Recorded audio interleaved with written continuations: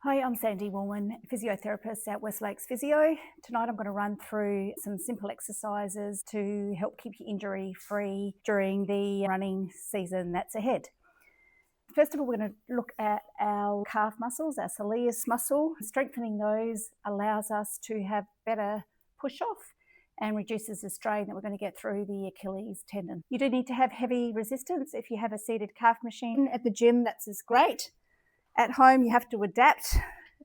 So I've got a barbell here, and it has to be pretty heavy to get the right load.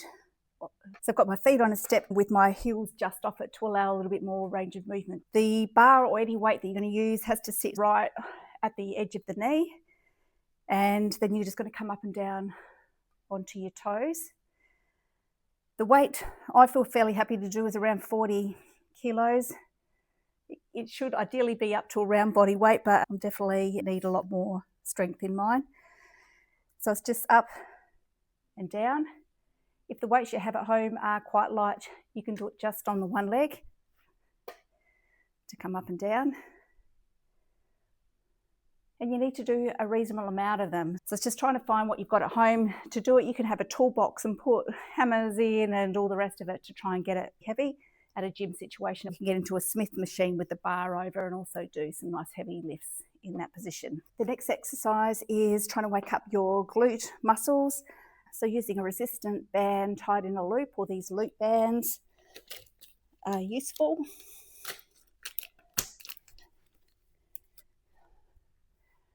And coming into a small squat. And when you're squatting, you want to try and make sure that your bottom's coming back and that your knees aren't coming too far forward that way. So it's sitting back. I'll show you again on this way. So I'm trying to keep my upper body still, that I'm not tilting either way when I do it.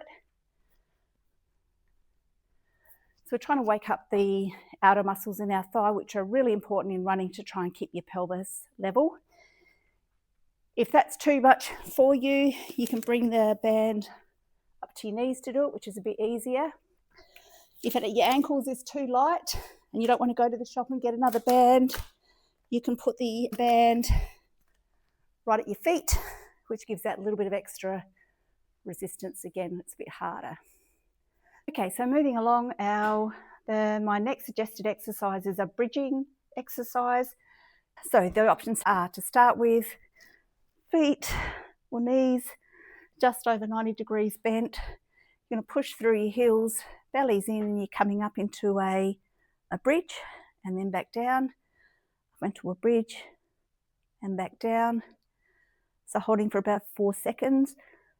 For running, you want your back to stay in neutral the whole time, so there's no curling of your spine. Progression from there is to do a staggered bridge, so more weight on one leg and you bring the other leg further away. And coming up,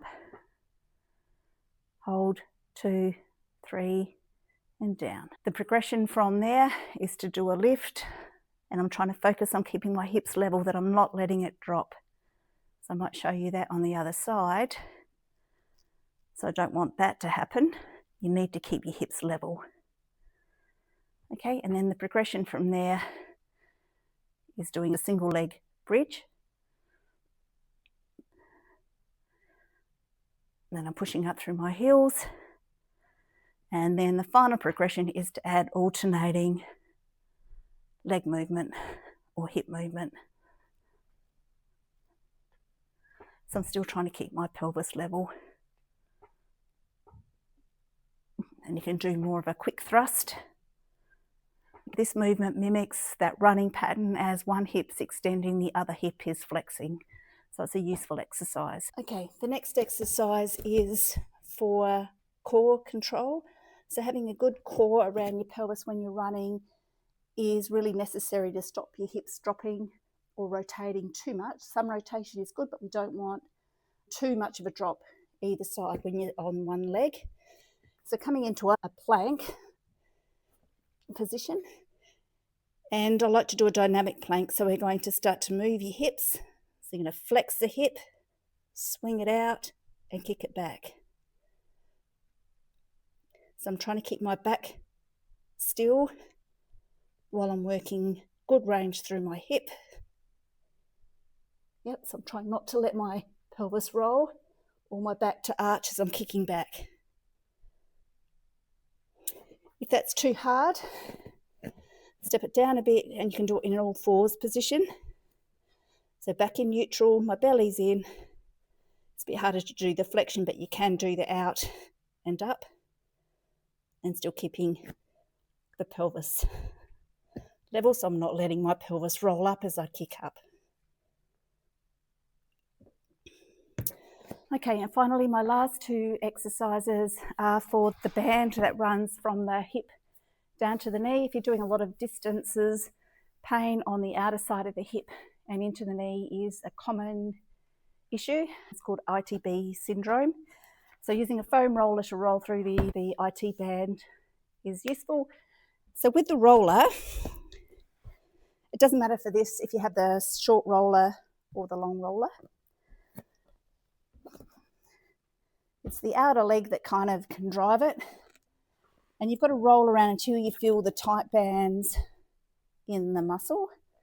So I'm going to be rolling around until I feel it. For me, it's about through there. And it's trying to come up and down, nice long strokes, and then focusing on those tight bands. I do prefer it with my knee bent. I don't get as much out of it straight, but do it where you feel you can. If you have trouble with your IT bands, it's going to be quite painful, but it does get better over time generally. And it is usually that lower third of the band. Keep the roller off the bony points in your hip because that will aggravate things.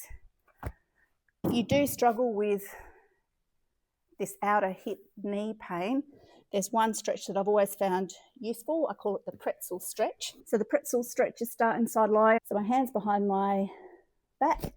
I'm going to grab that top foot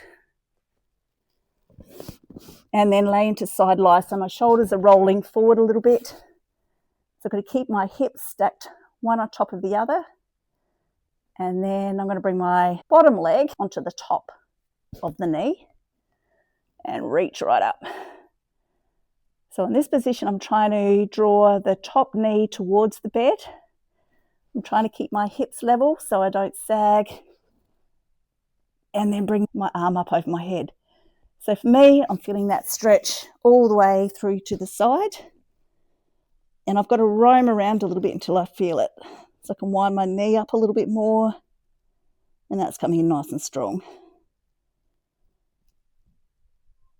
So I hope you found my top 5 exercises easy to do and useful to do to keep you on that running track and getting some good times.